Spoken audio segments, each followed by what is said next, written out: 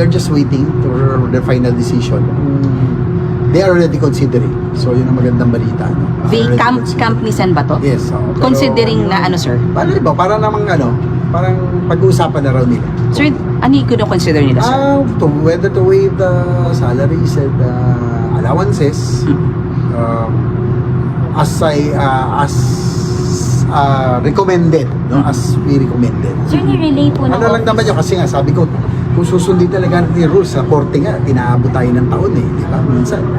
Kasi kung susundin mo talaga yung rules, medyo matagal-tagal, tedious yung process. So, para na naman, mawala yung pressure sa Senate, mawala yung pressure sa, bawa kay Senator De La Rosa, siguro, yung request natin, itong voluntary,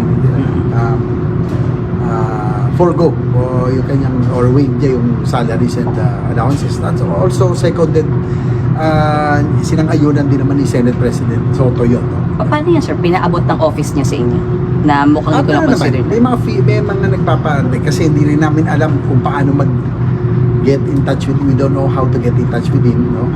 Kaya lang, meron namang parating na mukhang namin na pinag-uusapan na nila.